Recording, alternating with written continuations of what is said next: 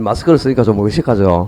근데 이제 이 착용이 의무가 돼가지고 그죠. 또 가태료 부과까지 한다고 그러니까 어쩔 수가 없다 이제. 저도 이 마스크 쓰는 걸 굉장히 싫어하거든요.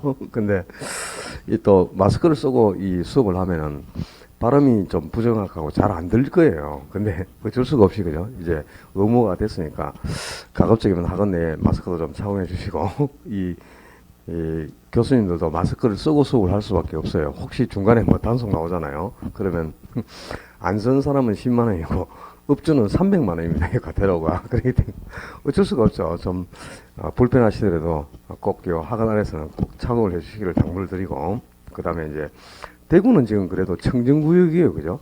간혹 가다가 한 명이 나오고 이러는데 지금 뭐 수도권이 또 이게 유행이 확산되는 것 같아가지고 좀 불안한데 빨리 좀 잠잠해지기를 그죠? 기도해야 되겠습니다. 자, 우리 지금 1편 다루고 있거든요. 교재는 18페이지 부동산의 분류, 그 토지의 용어를 펴두시고 지금 우리가 다루고 있는 거는 그죠? 1편의 총론 부분을 다루고 있습니다. 1편 총론 부분은 세문항 정도가 출제되는데 첫째가 이제 여러분이 익히셔야 될 게 부동산의 개념. 이 개념에서 이제 한 문항 출제가 되고요. 그리고 지금 오늘 다룰 게 이제 토지의 용어입니다. 토지의 용어도 한 문제. 그리고 세 번째 이제 가장 중요한 게 부동산의 특성입니다. 이 특성도 한 문제인데 이 특성은 실제는 이제 시험 문제는 한 문항에 출제가 되지만 거의 그냥 5문제 정도의 가치가 있다 이렇게 보셔야 돼요. 이 부동산의 특성을 정리를 하지 못하면 이 뒷부분부터가 다 힘들어져요. 그러니까 부동산의 특성은 우리 교재의 모든 영역에 다 영향을 미치는 영역이니까 이 특성이 이해가 안 되고 정리가 안 되면 뒤로 갈수록 힘들어져요. 그래서 1편은 이 특성을 반드시 해결을 하셔야 되고요. 그리고 네 번째는 이제 부동산의 속성인데 이 속성은 여러 가지가 있습니다. 자연, 위치, 공간, 환경, 자산, 자본, 소비재 여러 가지 속성이 있는데 그 중에서 이제 우리가 시험에 대비해야 될 거는 공간으로서의 부동산이고요. 이 공간 개념에서 한 4, 5년에 한 문제 정도 출제가 된다 이렇게 보시면 돼요. 큰 비중은 없어요. 그래서 1편은 요 세 가지의 개념하고 토지의 용어, 부동산의 특성에 초점을 두시면 되는데 지난 시간에 우리가 이 부동산의 개념을 정리했습니다. 자, 16페이지, 17페이지에서 부동산의 개념을 정리했는데요. 책 볼 필요가 없이 지난주에 수업한 내용을 머릿속에 상기를 시키면서 이제 한번 들어볼까. 자, 우리 부동산에는 3대 측면이 있다 그랬어요. 부동산에 존재하는 3대 측면은 기술적 측면, 그리고 경제적 측면, 법률적 측면을 3대 측면이라 했고, 그래서 부동산은 항상 이렇게 3대 측면이 있으니까 3대 측면에서 다양하게 부동산을 분류한다 그랬어요. 기술적 측면에서는 부동산이 자연이다. 또 위치가 되기도 하고 공간이기도 하다. 그리고 환경이 되기도 합니다. 자, 자연이나 위치, 공간, 환경은 모두 부동산을 표현하는 용어인데 다만 이 용어들은 기술적 측면의 부동산을 뜻하는 용어들이에요. 그리고 경제적 측면에서는 부동산이 자산이다. 또 자본이기도 하고 생산재인 생산 요소가 되기도 하고요. 그리고 최종 소비인 소비재가 되기도 하고 또 매매의 대상이 되는 상품이 되기도 합니다. 자, 자산이나 자본, 상품, 소비재도 다 부동산을 표현하는 용어예요.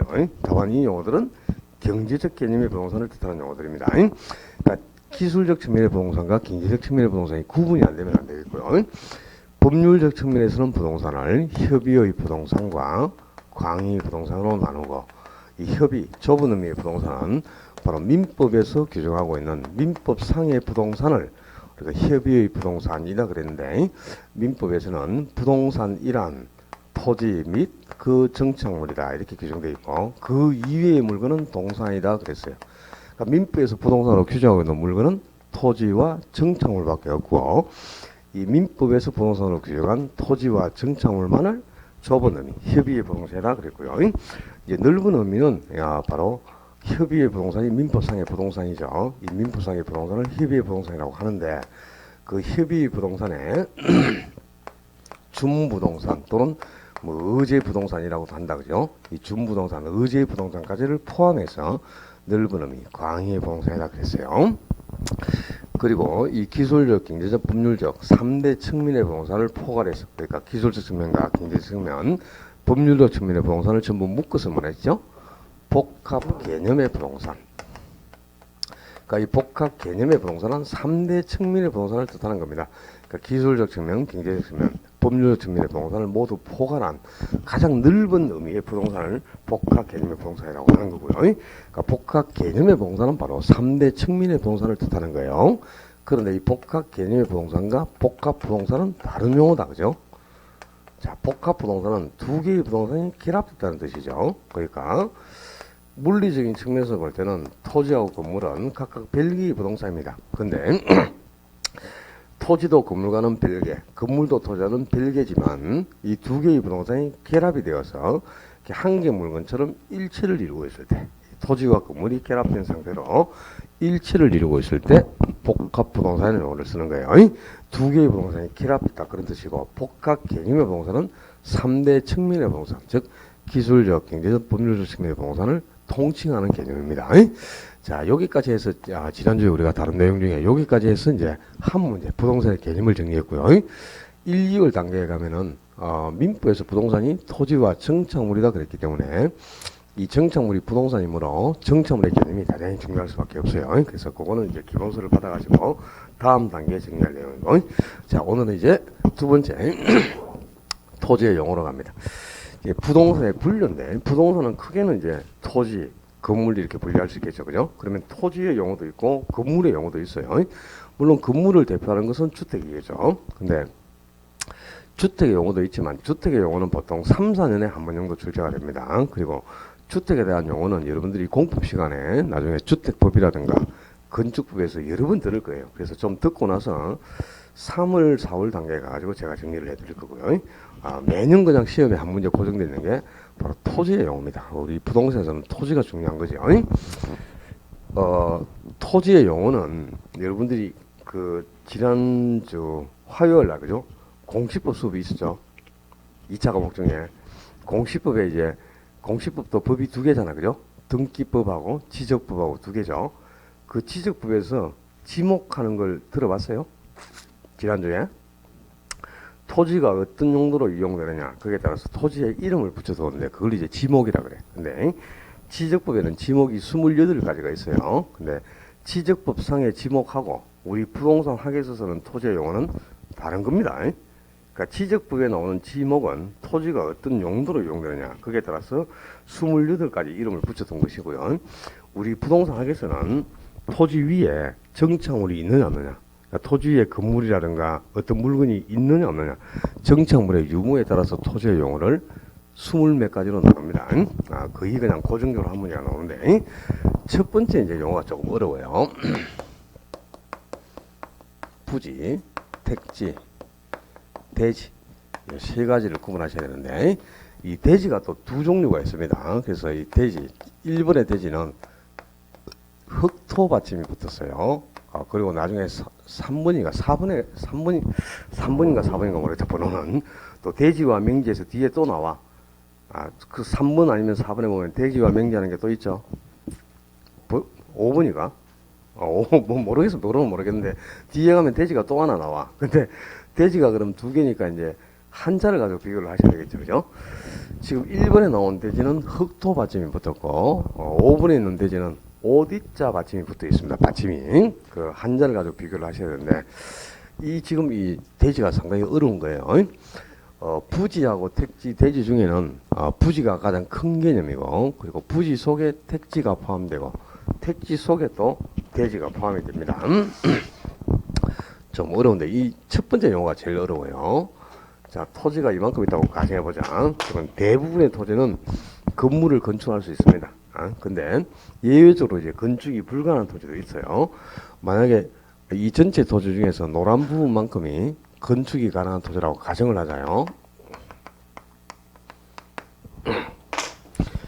그럼 이제 노란 부분밖에 B급 영역은 당연히 건축이 불가능하게 되겠지. 대부분의 토지는 건물을 건축할 수 있지만 예외적으로 건축이 불가능한 토지도 있어요. 예를 들어서 하천부지, 건물 못 짓죠, 하천이에, 그죠? 철도부지, 건물 못 짓겠죠. 철도 위에도.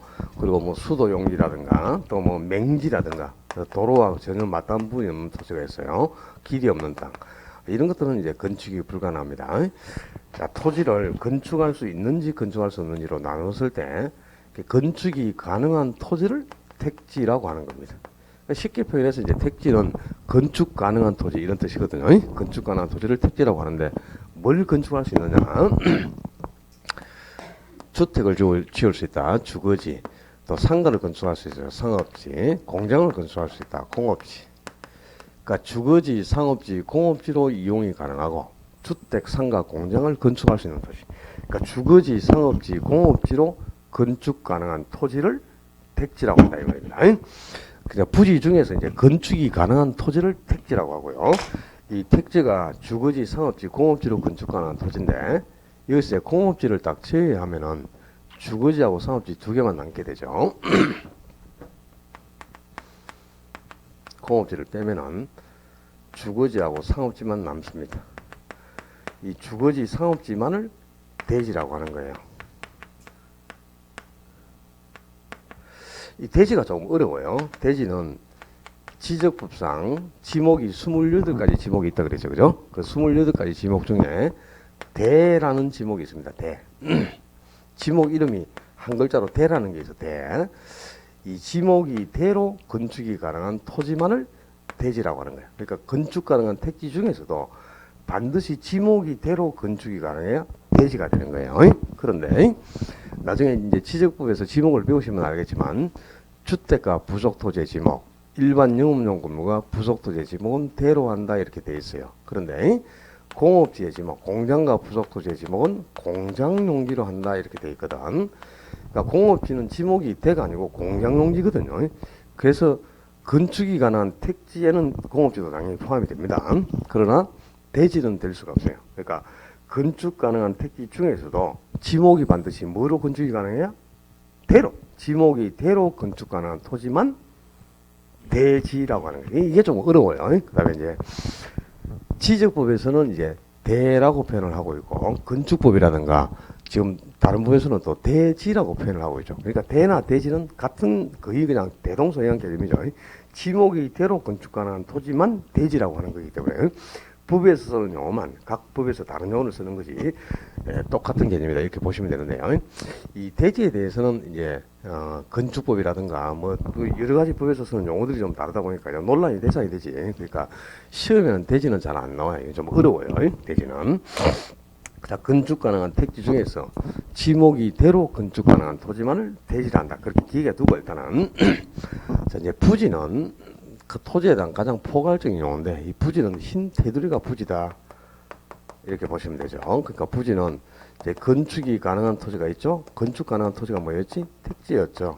그 건축 가능한 택지에다가 건축이 불가능한 빗금진 부분까지를 전부 합치면 이 흰 테두리가 되지 않습니까? 그지? 그러니까 건축이 가능한 토지에 건축이 불가능한 토지까지를 모두 포괄하는 쉽게 표현해서 그냥 모든 토지를 통틀어 부지 이렇게 표현하는 거예요.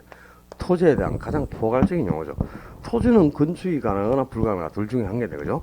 건축이 가능한 토지하고 불가능한 토지를 합치면 모든 땅이 되는 거잖아요. 그치? 토지에 대한 가장 포괄적인 용어로 쓰는 게 부지가 되겠습니다. 그러니까 건축이 가능한 토지에 이제 하천 부지, 철도 부지, 도로 부지 이런 부지라는 게 있잖아요. 하천 부지, 철도 부지, 도로 부지. 그래서 이제 이런 부지까지를 포함한다 해서 그냥 부지 이렇게 표현하는 거예요. 용어가. 그냥 부지 쉽게 표현해서 이제 부지 하면 바닥 토지 이렇게도 표현하는데요. 이 건축이 가능한 토지에 이 하천의 바닥 토지나 철도의 바닥 토지라는 거죠.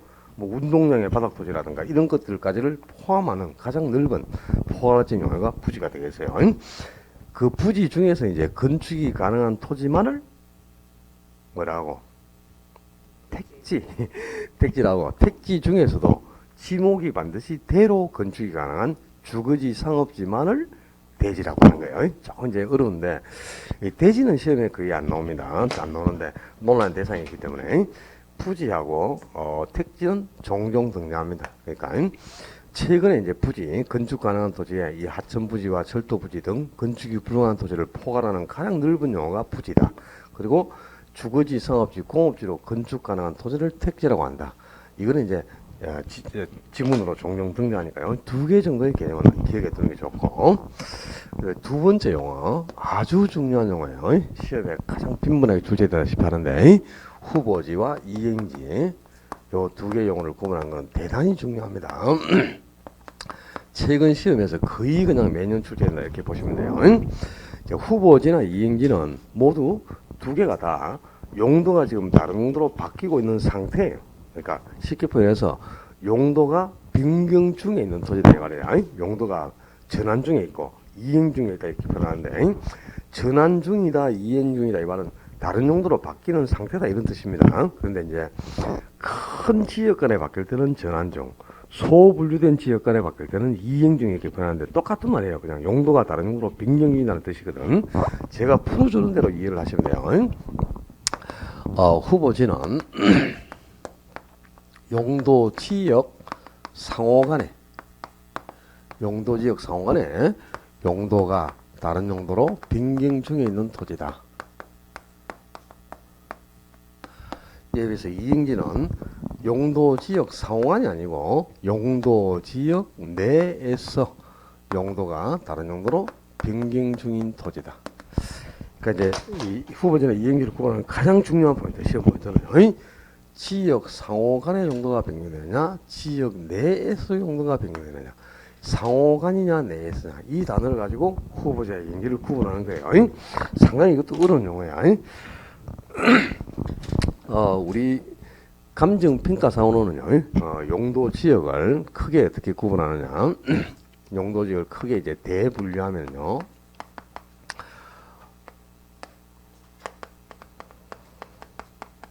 택지 지역, 농지 지역, 임지 지역, 이렇게 세 개의 지역으로 나뉘게 됩니다. 물론 여러분들이 이제 공법 시간에, 그죠? 지난주에 공법 한번 들어봤는데 공법을 어디까지 했는지는 모르겠다. 뭐 공법하면 공법의 체계, 공법과 사법의 차이점이라든가 또 뭐 행정청, 그죠? 행정청으로서는 뭐 행정청에도 여러 가지가 있죠. 근데 우리나라 이제 행정청에서 가장 위에 있는 행정청이 뭐죠? 대통령. 그 밑에 장관. 그죠? 그 다음에 또 뭐 시도지사, 시군 구청장 뭐 이렇게 나뉘잖아, 그죠? 그렇죠? 그리고 이제 행정청이 어떻게 분류가 되고, 그리고 또 행정계획에는 어떻게 했는가 이런 거 이제 배우겠죠. 근데 아직까지 용도 지역, 용도 지구, 용도 구역까지는 안 들어갔죠. 그제? 공법 시간에 이제 그 공법 중에서 가장 먼저 나오는 법이, 공법에서 우리 공법이 시험 범위가 6개 법이 있거든요. 국토계획법, 그리고 이제 뭐 도시개발법, 도시 및 주거환경정비법, 건축법, 주택법, 농지법, 이렇게 법이 6개예요, 공법이. 근데 그 중에 6개 법에서 30%가 출제되는 법이 있어. 그게 국토의 계획 및 이용에 관한 법률. 줄여서 이제 국토계획법 이렇게 표현하는데요. 그 법에서 30%가 출제되는 거예요, 30%. 40문제 중에 12문제가 목숨을 걸고 해결해야 될 법이 이제 국토계획법인데요. 가장 먼저 나오는 법입니다. 그 법에서 이제 여러분이 제일 1년 동안 여러분을 이제 괴롭히고 많이 들을 용어, 용도 지역, 용도 지구, 용도 구역이에요. 그게 이제 공법상으로는 용도 지역 하는 게 또 공법에도 나오겠죠. 근데 공법에 나오는 용도 지역은 총 21가지가 있어요. 21가지가. 근데 우리 부동산에서 감정평가상으로는 용도 지역이 크게는 이렇게 3가지고, 이걸 이제 나누면 8가지 지역으로 나뉘게 됩니다. 그러니까 공법상으로는 21개지만 우리 감정평가서는 8개 지역밖에 없어요. 그러니까 공법상의 이제 행정구역상의 용도 지역하고 부동산상의 용도 지역은 같을 수도 있고 다를 수도 있고 그렇겠죠. 자, 크게는 용도 지역이 이제 택지 지역, 농지 지역, 임지 지역 3개의 지역인데, 이걸 이제 세분하잖아요. 소분류한다. 세분하면은 택지 지역은 좀 전에 주거지, 상업지, 공업지로 건축하는 토지를 택지라고 한다 그러죠. 그럼 택지는 주거지역, 상업지역, 공업지역 3개의 지역이 있겠죠, 그죠? 주거지, 상업지, 공업지가 있고요. 농지 그러면 이제 농업 활동을 하는 토지가 농지죠. 근데 보통 우리가 농지 그러면 논이라든가 밭이라든가 과수원까지를 농지라고 합니다. 근데 나중에 또 세법을 배우시게 되면요. 다음 주, 이번 주, 내일이네. 내일 세법을 배우시다 보면 세법에서는 이제 취득세에서 농지는 목장용지까지가 포함이 됩니다. 그러니까 전닭 가수뿐만 아니고 목장용지까지를 그냥 통틀어 농지 이렇게 표현하는데 법마다 이렇게 좀 규정이 다르단 말이야. 그런 걸 다 습득을 하셔야 되는 거야. 근데 통상적으로 우리가 농지라고 하면 밭으로 이용되는 전, 논으로 이용되는 답, 과실수를 재배하는 과수원, 이렇게 전지지역, 답지지역, 과수원지역으로 나뉘게 됩니다. 전지, 답지, 과수원지역으로 나뉘고, 임지는 이제 산림이죠. 산림도 신탄림이 있고요, 용제림이 있어요. 그러니까 임지 지역도 이제 신탄림 지역과 용제림 지역으로 나뉘게 되겠죠. 뭐 신탄림하고 용제림까지 뭔가 구분할 필요는 없는데 이런 건 시험에는 안 나오죠. 우리 산의 산림을 보면 그죠? 나무가 아주 올바르게 곱게 자라가지고 건축 자재라든가 가구용이라든가 목재용으로서는 고급 산림이 있어요. 그런 고급 산림을 용제림이라고 하는 거고요. 나무가 너무 이제 볼품없이 자라가지고 뭐 가구나 건축 자재용으로는 사용을 못하고 숯이나 땔감용으로서는 저급 산림이 있어요. 그런 산림을 이제 신탄림 이렇게 표현하거든요. 뭐 구분하자면 그런데 그런 것들까지 시험에는 안 나오니까 기억할 필요는 없어. 그러면 이제 우리가 알아야 될 게 이거죠.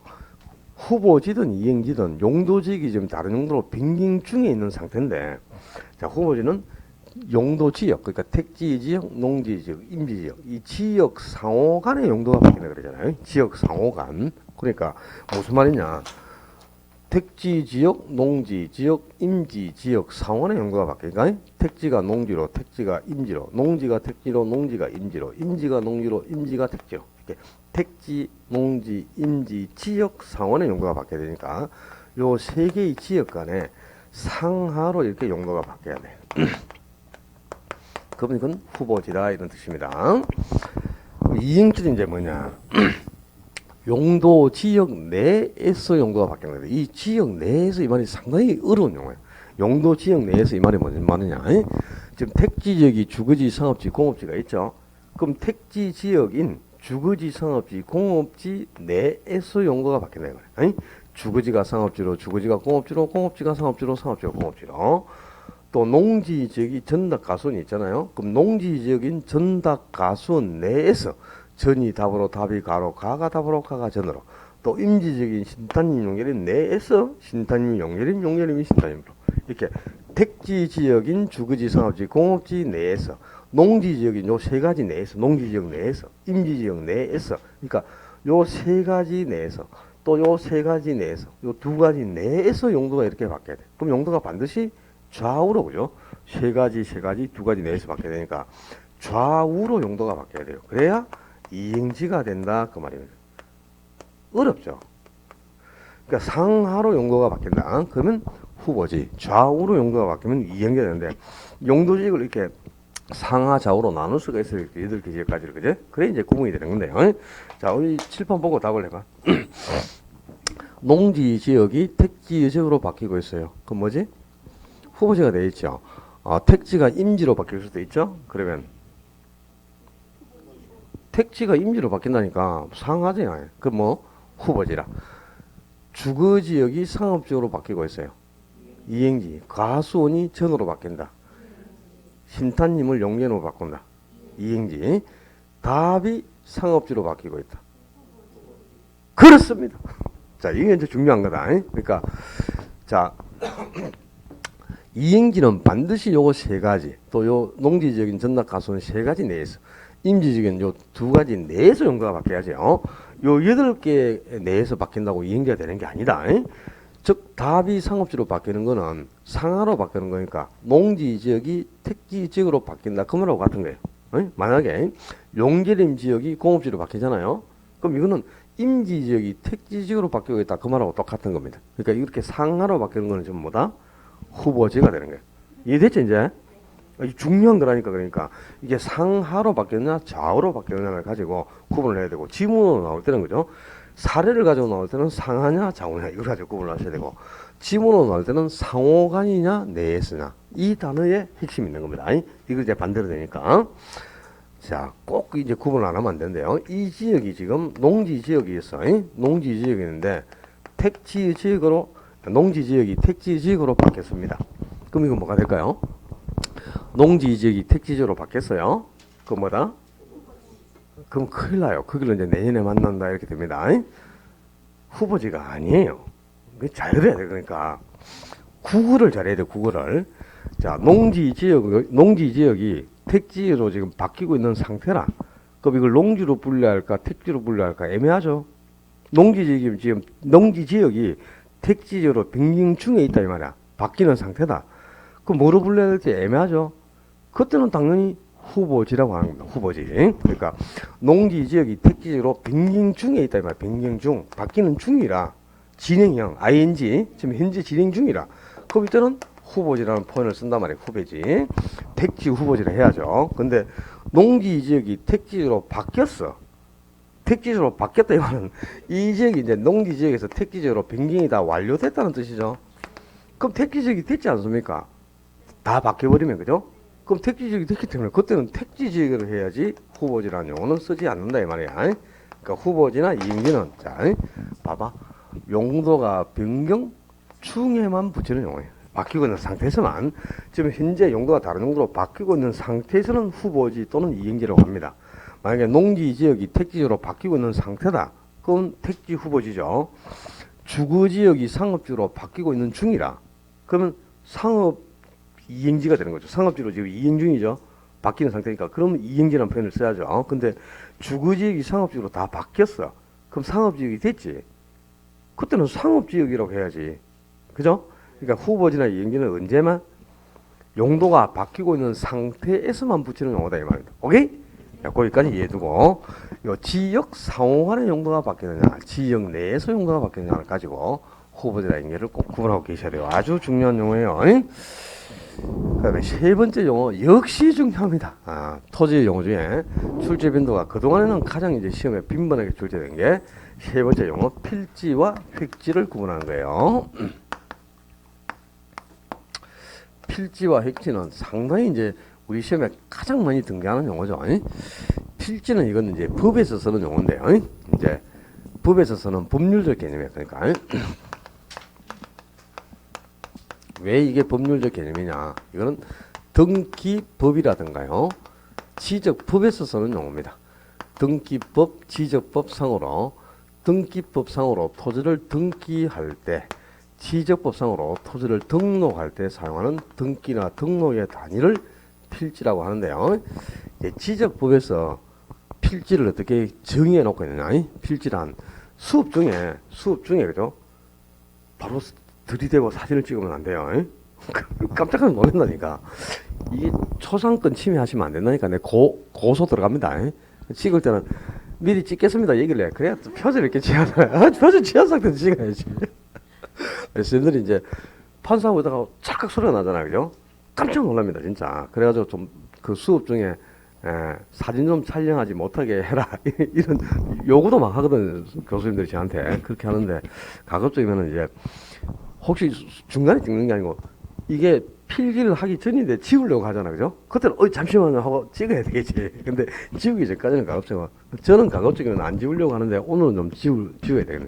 칠판이 없으면. 근데 가급적이면은 1시간 동안 하는 내용은 판서 한 판으로 다 하려고. 그죠? 1시간 동안에 안 지우고 여러분이 지우면 쓰기가 어려우니까 그래서 안 지우고 하려고 노력하는데 오늘은 좀 어쩔 수가 없이 앞부분은 좀 나중에 지워야 돼요. 자, 이 등기법이나 지적법에서 토지를 등기나 등록할 때 쓰는 등기 등록의 단위를 필지라고 하는데요. 아주 중요해요. 근데 이제 지적법에서 필지를 어떻게 규정해 놓고 있나? 지적법상으로는 필지란 하나의 지번으로 에워싸인 토지다 이렇게 돼 있어. 그러니까 한 개의 지번이 붙어 있는 한 테두리를 일필지라고 하는 거예요. 지번이 뭔지 알죠? 지번이 바로 번지잖아요. 그죠? 그러니까 하나의 번지가 붙어 있는 하나의 지번을 갖는 토지. 만약에 지번이 1, 2, 3, 4, 4개의 지번이 붙어 있어. 그런 필지가 4필지다 이 말입니다. 한 개의 지번으로 에워싸인 한 테두리를 1필지라고 하고요. 바로 법에서 쓰는 용어니까 법률적 개념인데, 이제 획지는 이건 법률적 개념은 아니고 획지는 경제적 개념이야. 이게 왜 경제적 개념이 되느냐? 획지는 법에서 쓰는 용어가 아니고 우리 부동산 학에서 여러 가지 부동산 활동을 할 때, 그러니까 예를 들면 중개 활동을 한다거나 감정평가 같은 부동산 활동을 한다. 또 이 여러 가지 부동산 활동이 있겠죠. 이런 활동을 할 때는 야, 그 토지의 가격이 얼마 정도 되지? 그리고 그 토지가 크기가 어느 정도지 하고 가격이라는 민적을 구분하는 기준이 필요해요. 이 여러 가지 중개활동이나 감정평가, 입지선정 이런 부동산 활동을 할 때 가격이나 민족을 구분하는 기준으로 사용하는 용어가 획지입니다. 근데 획지를 이제 정의하자면 획지는 가격이 똑같은 한 덩어리 이런 뜻이거든. 가격이 똑같은 한 테두리. 이걸 이제 획지라고 하는 거야. 정의를 하자면 이 정의 자체를 그대로 외우십니다. 가격 수준이 비슷한 일단의 토지. 쉽게 표현해서 이제 가격 수준이 비슷한 일단의 토지 이 말이 가격이 똑같은 한 테두리 이런 뜻이에요. 자, 여기 도로변에 토지 관계가 있어. 근데 이 토지가 전체가 1번지라 1번지. 그럼 지번이 몇 개? 지번이 하나죠. 지번이 이게 한 개의 지번으로 에워싸인 이 한 테두리를 1필지라고 한다 이 말이야. 하나의 지번이 붙는 한 덩어리 이걸 필지라고 하는 거예요. 그런데 전반부는 1번지인데 후반부는 2번지다. 그럼 지번이 두 개죠. 그럼 필지가 두 필지다 이런 뜻이다. 알았죠? 이렇게 한 개의 지번을 갖는 한 테두리를 필지라고 한다 이 말이야. 획지는 이제 역시 도로변에 토지가 하나 있어요. 도로변에 토지가 하나 있는데 이 토지가 전체가 도로의 접한 부분이나 도로에서 좀 멀어진 부분을 할 것이 전체가 가격 수준이 제곱미터당 10만 원 수준이라. 그러면 가격이 한 개로 10만 원으로 딱 하나로 형성돼 있죠. 요 한 개의 토지는 가격이 10만 원으로 똑같잖아, 그지? 이게 가격이 똑같은 이 한 덩어리를 획지라고 한다 이 말이야. 획지. 알았어요? 근데 토지라는 것은 도로에 접할수록 가치가 높고 도로에서 거리가 멀을수록 가치는 점차 떨어지는 겁니다. 그래서 도로에 접한 부분은 제곱미터당 10만 원 수준인데 안쪽으로 들어가니까 가치가 좀 하락해서 제곱미터당 8만 원 수준이다. 그럼 가격이 두 개 수로 나눴죠. 그럼 획지가 두 개다 이 말이에요. 알았죠? 이게 한 개의 가격이 똑같은 가격이 한 개로 형성된 이 가격이 동일한 한 테두리의 땅을 획지, 하나의 지번이 붙어 있는 한 테두리를 필지라고 한다. 그러면 필지를 구분하는 기준은 뭐죠? 지번이 이제 필지를 구분하는 기준이라 그죠? 그다음에 획지를 구분하는 기준은 가격이죠, 가격. 그래서 가격이 똑같은 한 덩어리니까 정의할 때 가격 수준이 비슷한 일단의 토지 이렇게 표현하는 겁니다. 그래서 필지는 구분 기준이 지번이고 획지는 구분 기준이 가격이니까 구분 기준이 서로 다르다 보니까 획지하고 필지는 크기가 똑같을 수도 있고 획지가 필지보다 더 큰 경우가 있고 필지가 획지보다 더 큰 경우도 있습니다. 그러니까 이제 필지하고 획지는 여러 가지 관계가 형성될 수 있는데요.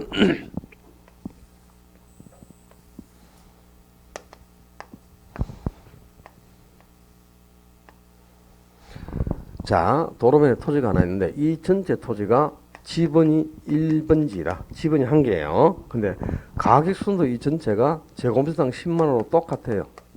그러면 자, 지번이 한 개가 붙었으니까 필지가 몇 개죠?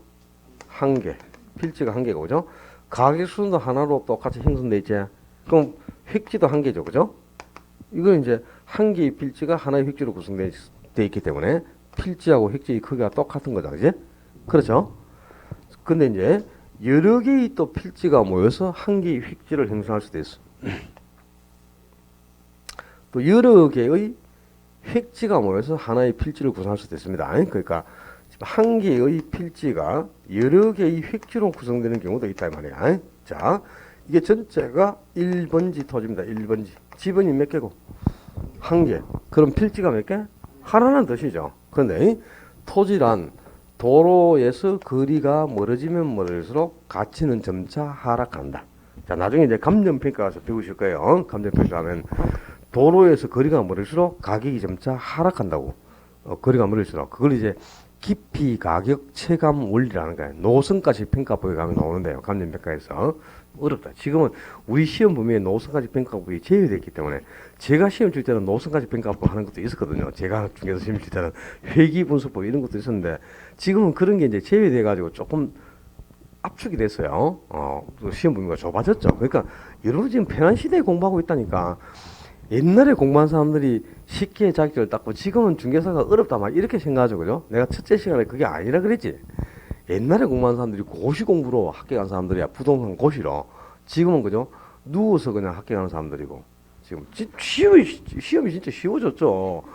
정말 쉬워졌다니까. 초기에 시험 친 사람들이 정말 힘들었습니다. 거짓말 아니고요. 2년에 한 번씩 시험 쳤고 그 한글 표기도 없이 한자로 바로 출제를 했고요. 주관식도 출제가 됐지. 그때는 상대평가였고 5천 명만 뽑겠다 해서 5천 명만 뽑았다. 5천 대에서 자르고 그랬거든요. 초기에. 삼수할 생각을 못해요. 삼수하면 몇 년 걸리노? 6년이잖아. 6년 동안 어떻게 중요성 공부를 합니까? 그지? 그때는 재수까지는 할 수 있었어. 4년 동안은. 근데 삼수는 6년 걸리니까 아예 마음을 먹지를 않았거든. 옛날에는. 근데 지금은 15수 하는 사람도 있어요. 그죠? 하다 보니까 15수 하는 분도 있고 그래요. 지금. 28년째 하시던 분은 지금 그만두셨어요. 그분 영천에 계신 분이 계신데 51세부터 시작하셔가지고 77세까지 공부를 하셨어요. 27년 동안 그렇게 하셨는데 이분이 공부를 더 하시려다가 치매가 오셔가지고 그래가지고 부득이 그죠? 병원에 입원하면서 공부를 포기하셨는데 27년 하신 분도 있어요. 공부를 오래 한다고 꼭 합격하는 건 아니라니까 진짜. 그죠? 오래 할수록 자기만의 그 잘못된 습성이 몸에 배어가지고 수정이 안 되기 때문에요. 합격하기가 더 어려워져요. 그러니까 분명히 내가 중개사 공부는 3년 안에 끝장을 안 내면 그냥 안 하는 게 좋다. 합격이 더 어려워진다니까. 마지노선이 3년입니다. 근데 지금 3년, 내가 3년이나 공부하겠나 이리 싶죠. 그죠? 곧 뭐잖아. 그죠? 그게 나의 일이 될 수도 있으니까 경각심을 가지시라니까 진짜. 공부를 왜 똑같은 공부를 3년이나 합니까? 내 머리가 돌입니까? 이렇게 생각하지만 처음에는 그죠? 마음은 여러분은 그럴 일이 없어요. 그죠? 지금 이제 초기부터 공부를 하고 하니까. 근데 나중에 5월달, 7월달에도 등록해갖고 오시는 분 많습니다. 후반부에 이제 늦게 와서 등록하시고 하면 공부 시간이 부족하니까 어쩔 수 없이 피치 못하게 이게 뭐 한두 달 공부해서 해결할 수 있는 그런 능력이 아니잖아. 그죠? 이 전문 능력들이니까. 그러니까 어쩔 수 없이 그냥 3년도 갈 수 있고 뭐 그런데 경각심을 가지고 처음부터 딱 신발끈을 딱 동로매고 11, 12월은 마음의 준비를 좀 하고 공부할 거다. 그렇게 해서 1월 달부터 10개월 동안 바짝 공부하셔가지고 10개월 만에 진짜 1년 만에 딱 끝내고 나가셔야 돼요. 내년에 다시 오는 거 전혀 고마운 게 없어요. 여러분이 합격해가지고 다른 사람을 보내줘야 감사한 거지. 여러분이 또 온다. 오지 마라. 내년에. 자, 이거는 이제 집원은 1번이니까 한 개잖아요. 그죠? 근데 가격은 지금 이 도로변에 접하고 있는 부분은 가격 수준이 제곱미터당 10만원 수준이에요. 근데 가운데 있는 부분은 제곱미터당 7만원 수준이고 끝자락은 이제 길에서 벌어졌으니까 가치가 더 하락해가지고 제곱미터당 5만원 수준이라고 한번 가정을 해봐. 그러면 이건 전체가 집원이 몇 개고 지금? 집원은 한 개지, 그지? 집원이 하나니까 필지는 하나죠. 근데 가격 수준은 세 개로 나눠졌죠. 그러니까 획지는 세 개가 되잖아, 그죠? 그러니까 한 개의 필지가 여러 개의 획지로 구성되어 있죠. 그럼 이거는 이제 이 세 개의 획지가 모여가지고 한 개의 필지를 형성했으니까 필지하고 획지 중에 크기가 뭐가 더 크죠? 필지가 크네. 이 필지는 이 전체가 한 개니까, 예? 이 정도 크기잖아요. 획지는 요 3분의 1 정도밖에 안 되잖아요. 세 개의 획지가 모여가지고 한 개의 필지가 됐으니까 획지보다 필지가 안 크냐. 그제? 조용히 하라 말해. 가만히 있으라고. 그 다음에 이럴 수도 있어요. 여러 개, 이게 참 쉬워 보이지만 실제 그렇지가 않다니까. 어렵다니까 이게. 참네. 여러 개의 필지가 모여서 한 개의 획지를 구성하는 경우도 있거든. 자, 이게 1번지, 가운데는 2번지, 끝자락이 이제 3번지예요. 그럼 지번이 몇 개야? 3개죠? 지번이 3개인데 1번지, 2번지, 3번지가 전체가 다 가격수는 제곱미터당 10만원으로 똑같이 형성이 되어 있어요. 그럼 이 가격수는 전체가 다 똑같이 10만원으로 한 개로 형성되어 있을까? 획지는 하나라는 뜻이죠. 그죠? 근데 필지는 지번이 3개니까 세 필지 아니야. 그지? 그러니까 여러 개의 필지가 한 개의 획지로 구성되어 있어. 그러니까 이거는 3개의 필지가 모여서 한 개의 획지를 형성했기 때문에 획지가 더 큰 경우죠. 그러니까 필지하고 획지는 크기가 같을 수도 있고 필지가 획지보다 클 수도 있고 획지가 필지보다 큰 경우도 있습니다. 그게 이제 구분 기준이 그죠? 필지를 구분하는 기준은 지번이고 획지를 구분하는 기준은 가격이니까 당연히 이제 구분 기준이 다르다 보니까 크기가 같을 수도 있고 뭐 둘 중에 뭐 필지가 큰 경우도 획지가 큰 경우도 있겠죠. 그죠? 그럼 이제 이 관계는 서로 이해가 됐죠? 그럼 이게 시험에 나올 때는 이제 이렇게 나오는 거예요. 하나의 필지가 여러 개의 획지로 구성된 경우는 있으나 여러 개의 필지가 한 개의 획지로 구성될 수는 없다. 말이 안 되지. 이것도 있고 이것도 있잖아. 그죠? 한 개의 필지가 여러 개의 획지로 구성되기도 하고 또 여러 개의 필지가 하나의 획지로 구성되기도 한다 이 말입니다. 오케이? 야, 거기까지를 이해해 주시면 되고요.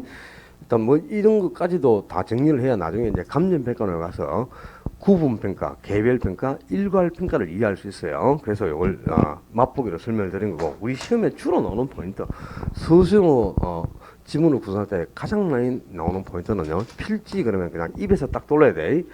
하나의 지번이 붙는 등기 등록의 단위, 여기 그냥 바로 나와야 돼요. 한 개의 지번이 붙는, 하나의 지번이 붙는 등기 등록 단위, 이렇게 딱 표현을 해야 됩니다. 필지 그러면. 그 다음에 획지, 가격 수준이 비슷한, 일단은 뭐가 비슷한? 가격 수준이 비슷한, 그래야지. 요 자리에 다른 용어가 들어가면 안 돼. 알았죠? 또 용도상 불가분의 관계에 있는 일단의 토지를 말한다. 그런 소리 하면 안 돼. 용도가 똑같은 여러 개의 토지를 묶어서 획지라고 하는 게 아니고, 가격이 똑같은, 용도가 아니고 뭐? 가격이 똑같은 한 덩어리다 이 말이야. 가격 수준이 비슷한 일단의 토지. 이렇게 해서 딱 획지의 개념을 정의하고 계셔야 돼요. 자, 필지와 획지였고, 그 다음에 4번에 뭐가 나오죠? 나지와 근무지가 4번이가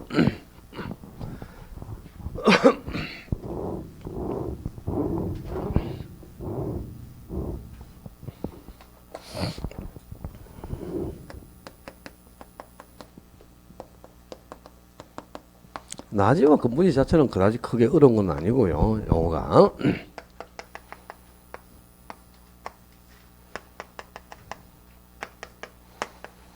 자, A 부분의 토지는 지상에 건물이 없죠? 그죠? 지상에 건축물이 없다. 이 건물이 없는 토지를 나지라고 하는 거야. 그러니까 이제 나지가 이제 버스를 낮자기 때문에요. 사람도 옷을 아무것도 안 입고 있으면 나치라고 하지 않습니까? 그지? 똑같아요.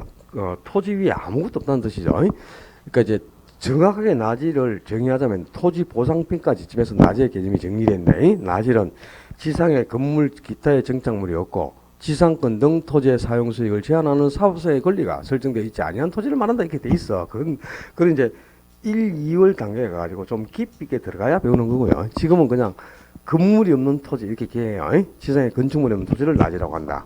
그리고 이제 건부지는 건축물의 부지익을 줄이 말이야. 건축물의 부지. 그러니까 건축물이 있는 건물의 바닥 토지, 부지나 바닥 토지가 거의 같은 말이에요. 부지 고로 바닥 토지. 아까 하철의 바닥 토지, 또 철도의 바닥 토지나 이런 것들을 합쳐가지고 부지 이렇게 표현한다 그랬잖아, 그죠? 그러니까 이 건축물이 있는 건물의 바닥 토지를 건부지라고 한다 이 말이야. 그러니까 건축물의 부지 이런 뜻이죠, 그죠? 그러니까 건물이 있는 건물 아래에 있는 땅을 건부지, 건물이 없는 토지를 나지. 예. 그러면 뭐 이건 한 번 들으면 다 아는 거죠, 그죠? 자, 요 똑같은 위치에 여기는 지금 건물이 들어서 있고 이쪽은 건물이 없어. 그럼 여기는 건부지고 이거는 나지 아닙니까, 그지? 동일한 위치에 나지하고 건부지가 똑같이 있다면 둘 중에 뭐가 더 비싸겠어?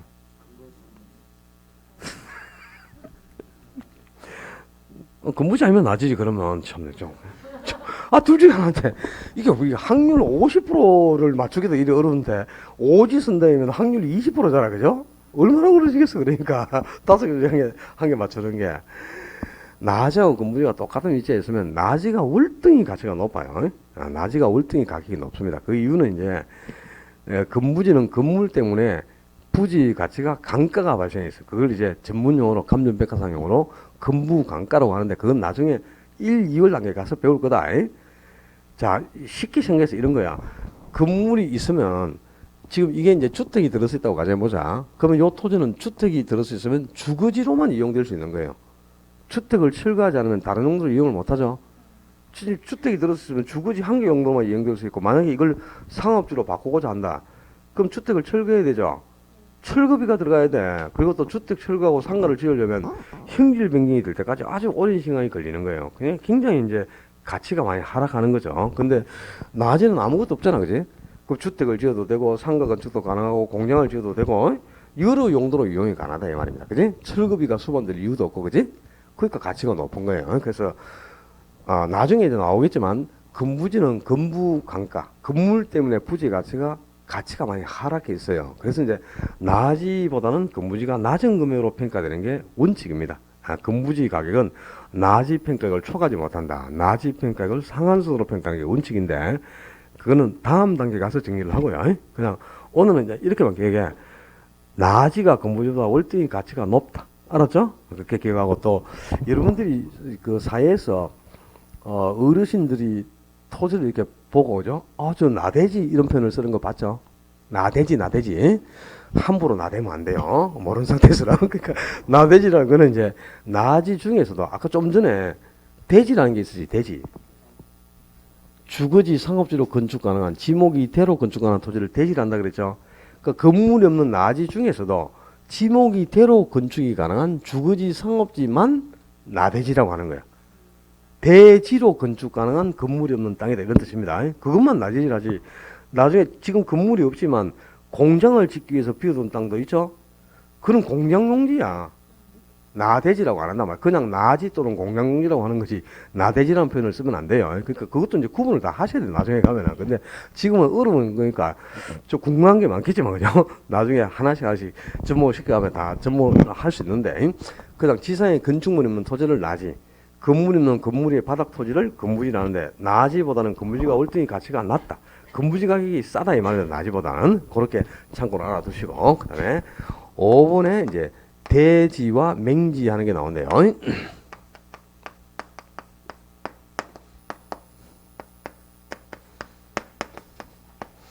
자, 우리 1번에도 대지가 있었잖아요. 근데 1번의 대지는 받침이 뭐였다? 흑토자 받침이었지, 그지? 근데 지금 5번의 대지는 이게 받침이 흑토가 아니고 뭐고? 오디자 받침이잖아, 그죠? 그러니까 이제 대지가 두 개니까 한자를 가지고 비교를 하셔야 되겠죠, 당연히. 자, 5번에 나온 대자. 요 대자는 자루대자입니다, 자루대자. 그러니까 토지가 쌀 자루처럼 생겼다 해서 모양이 자루 모양이라고 해서 그 모양에 착안해서 자루대자를 써서 대지라고 하는데요. 우리 쌀을 담아둔 자루를 한번 연상해보자. 쌀자루. 쌀을 담아둔 자루는 아주 큰데 그 위에 쌀을 따르는 입구를 딱 묶어놨죠. 그래서 입구를 딱 풀어가지고 쌀 따르고 또 입구를 묶으니까 그죠? 입구가 이렇게 좁다 이 말이야. 입구가 이렇게 좁고 좁은 입구를 통해서 들어가면 넓은 뒤에 쌀 자루처럼 생긴 토지가 나온다는 거죠. 그래서 모양이 자루처럼 생겨 있어서 자루대자를 써서 대지라고 하는데요. 그림으로 표현을 하자면 이제 이런 거예요. 사방에 이렇게 지금 도로가 확보되어 있습니다. 근데 도로변에 이렇게 토지가 많이 이렇게 조성이 되어 있죠. 근데 자, 요 A 부분의 토지를 한번 봐요. 대부분 타인의 토지에 둘러싸여 있지만 이 큰 도로에서 좁은 통로를 통해서 들어가면은 넓은 자루 모양처럼 생긴 땅이 나온다 이 말이야. 그러니까 입구가 아주 좁으면서 입구가 협소하고 자루처럼 생긴 땅. 그래서 대지 그러면 입구가 좁은 자루 모양의 토지 이렇게 정의합니다. 입구가 아주 좁은 자루 모양의 토지 이렇게 정의를 하고요. 모양이 쌀 자루처럼 생겼다고 해서 대지라고 하는 거고, 맹지는 지금은 이제 A 부분의 토지는 완전히 타인의 토지에 둘러싸여 가지고 도로와 접합면이 전혀 없잖아, 그죠? 남은 땅이 완전히 둘러싸여 버렸지. 길이 없죠. 다 타인의 토지에 둘러싸여 있잖아. 지금 도로와 접한 부분이 전혀 없죠. 이런 토지를 맹지라고 한단 말이에요. 그러니까 맹지는 이제 길이 없기 때문에 그죠? 당연히 건축을 할 수가 없죠. 옆에 토지하고 합병을 안 하면 건축을 할 수가 없습니다. 도로가 확보되어 있지 않으니까. 근데 대지는 아까 좁지만 통로가 있었지. 좁지만 좁은 길이 아까 확보되어 있었잖아, 그죠? 그런 건축이 가능한 거예요. 그래서 대지하고 맹지의 차이점은 이제 건축이 가능한지 불가능한지를 가지고 구분을 하셔야 되고요. 이 대자도 저 자루 대자라는 걸 익히고 있으면 입구가 아주 협소한, 입구가 좁은 자루 모양의 토지를 대지라고 한다. 그러면 뭐 한 번 들으면 다 알 수 있는 용어죠. 그리고 여섯 번째 뭐가 나왔지? 법지와 빈지제. 자, 요 용어도 이제 아주 자주 등장하는 용어입니다. 시험에. 올해도 시험에 역시 등장을 했고요. 이제 법지하고 빈지는 서로 이제 반대되는 대립적인 개념이다 보니까요. 두 개를 또 비교를 안 하면 안 되는데, 법지는 봐봐. 요 법지가 법으로 소유할 수 있는 토지, 이걸 줄인 말이에요. 법으로 소유할 수 있는 토지, 그걸 줄여서 법지라고 한다 말이에요. 법으로 소유할 수 있는 토지. 그러니까 법으로 소유할 수 있으니까 개인에게 소유권을 인정해 준다 그 말입니다. 개인에게 소유권은 인정하지만 전혀 쓸모가 없어요. 활용할 가치가 없다. 활용 실익은 전혀 없는 주로 어디 있는 토지냐? 윗집과 아랫집 사이에 경사를 이루고 있는 경사 부분의 토지를 법지라고 하는 겁니다. 윗집 아랫집 사이에 경사를 이루고 있는 경사 부분의 토지를 법지라고 하고, 이제 빈지는 정반대로 개인에게 소유권을 인정해 주지 않는다. 개인이 소유할 수는 없지만 우리에게 아주 높은 경제적 가치를 제공해주는 활용 실익이 매우 높은 토지인데요. 주로 이거는 해변 토지. 이 공유수면 매립법에서는 빈지를 바닷가라고 표현합니다. 바닷가. 바닷가하고 그냥 빈지는 같은 표현이에요. 공유수면 매립법에서는 바닷가 이렇게 그냥 표현되고 있어요. 이 바닷가에 있는 해변 토지로 개인에게 소유권을 인정해주지 않아요. 근데 엄청나게 활용 실익이 높은 가치가 높은 토지인데 이제 비교를 하자면 자 법지는 소유권은 인정됩니다. 개인에게 소유권을 인정해주는데 실익이 전혀 없어. 활용 가치가. 자 토지라는 건 이제 경사가 있잖아요. 그죠? 토지가 경사가 있는데 대부분 이 경사 부분에 자 이게 갑의 주택 이게 을의 주택, 이게 병의 주택이에요. 갑을 병이 이제 주택을 보유하고 있어요. 그럼 갑하고 을 사이에는 갑이 윗집, 을이 아랫집이야. 그죠? 을하고 병 사이에는 을이 윗집이고 병이 아랫집이죠. 요 윗집, 아랫집 사이사이에 이 언덕배기에 그죠? 주택을 짓고 남아있는 짜투리 땅이 남아있어요. 자, 이것들은 보통 경사가 있기 때문에 그냥 두면은 줄을 흘러내려버리고 아랫집을 덮쳐버려요. 예전에 우리 포항 지진 발생했을 때 포항 외곽지역에 그죠? 거기 청하나 뭐 흥해 이쪽 가면 외곽지역에는 시골집이 그냥 윗집 아랫집 사이에 경사가 있으니까 지진 때문에 무너져가지고 윗집이 아랫집을 덮쳐가지고 막 그죠? 이렇게 막 붕괴가 돼가지고 난리가 나는 거 그러니까 화면으로 보고 안 했습니까? 매스컴으로 그런 게 있어요. 근데 이게 토지가 경사가 있으니까 그냥 내버려두면 막 줄줄 흘러내리거든. 그러니까 이제 땅이 무너지면 안 되니까 아랫집을 보호해줘야 되겠죠? 그래서 이제 여기에 이 경사 부분에 뭘 쌓아놓죠. 이 언덕배기에 뭐 쌓아놓은 거, 윗집 아랫집 사이에 쌓아놓은 게 뭐 쌓아요? 경사 부분에. 담도 쌓고 또. 축대라는 거 들어봤나?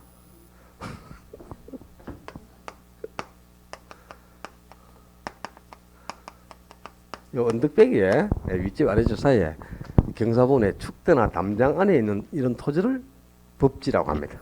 축대나 담장 밑에 있는 땅. 그러니까 이거는 이제 축대나 담장이 설치되어 있으니까 이걸 축대를 걷어내서 쓸모가 없어요. 그냥 줄줄 흘러내려버리고 건물도 지을 수가 없고 당연히 농작활동도 불가능합니다. 그러니까 쓸모는 전혀 없단 말이야. 쓸 수가 없어요. 이 경사 부분에 붙어있는 짜투리 땅이고 경사가 있기 때문에 쓸모가 없는 땅인데 이게 소유권을 인정해주는 거예요. 자, 요 부분에 여기가 이제 A 부분이고 여기가 B 부분이라 치자. 요 A 부분의 축대는 갑하고 을 중에 누가 쌓아야 되겠어? 누가 설치를 해야 될 것 같습니까? 가만히 있어라 성계시 오늘 3번 답했는데 진짜 확률 0%가 뭐가 토지는 위에서 아래로 무너내리죠. 아래에서 위로 무너진 경우가 있나? 위에서 아래로 무너내리지. 그러면 윗집에서 아랫집을 보호해줄 의무가 있는 거예요. 윗집이 아랫집을 보호해야 되거든. 그래서 이제 축대 설치 의무가 윗집에 있습니다. 윗집에. 위에서 아랫집을 보호해야 되는 거야. 항상 위에서 아래로 무너지니까. 그래서 여기서 여기까지는 갑이 축대를 설치해야 돼. 윗집이 갑이니까. 그죠? 그래서, 이거는 쓸모는 없어도 축대 설치 의무가 갑에게 있으니까 갑에게 소유권을 인정해줘. 갑 땅으로.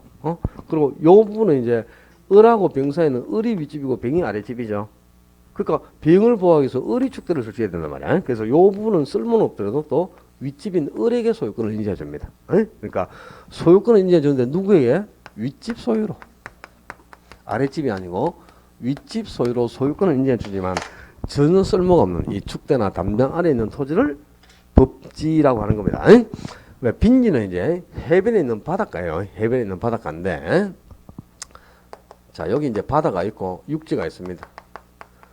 육지에 있는 토지들은 그죠? 개인들이 다 보유하고 있어요. 개인들이 보유하고 있으면서 그 지적 공부에 다 등록이 있단 말이야. 공부에 등록이 되고 갑당, 을당으로 소유권이 다 명시가 돼 있죠.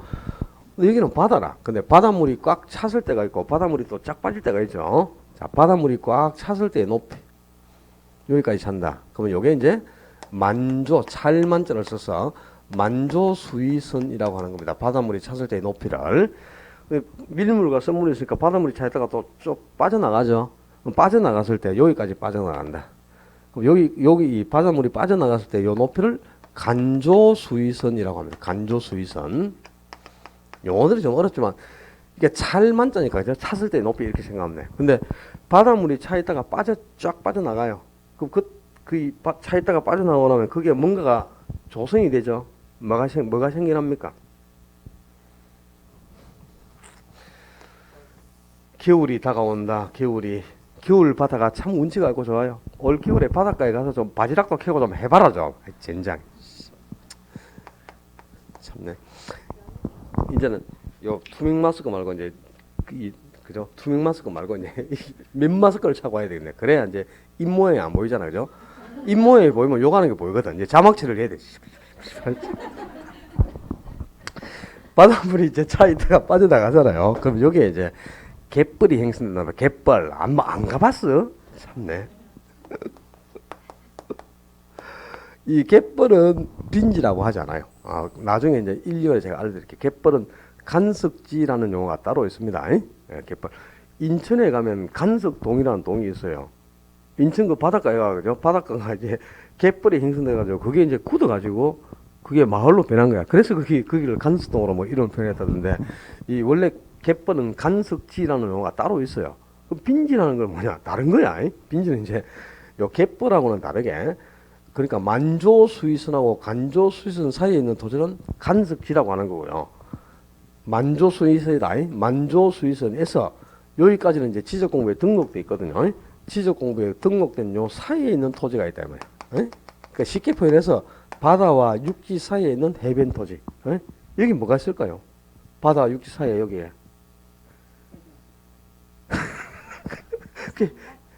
해변이다 그래 해변.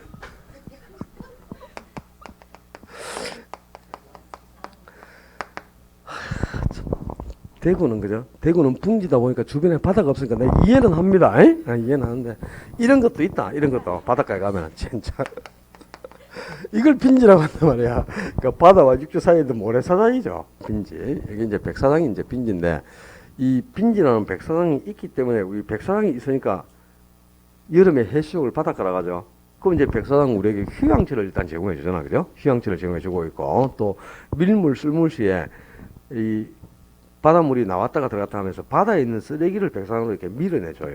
그래서 이 백사장이 바다를 청소하는 역할까지를 해주는 겁니다. 그래서 상당히 활용 가치가 높아요. 우리가 아주 이용 가치가 높은 경제적 가치가 높지만 백사장을 개인이 소유할 수는 없죠. 요만큼 끊어놓고 거기 누워서 뭐 찜질한다고 내 땅이다 하고 있으면 그냥 받고 지나가면 돼요. 그죠? 국가 소유라 말이야. 그지? 그러니까 개인에게 소유권은 이해주지 않지만 개인이 소유할 수는 없어요. 소유권은 인정되지 않으나 활용 가치가 매우 높은 이 실익이 높은 토지를 빈지라고 하는 겁니다. 그러니까 이거는 이제 시험에 자주 나올 수밖에 없는 게 그죠?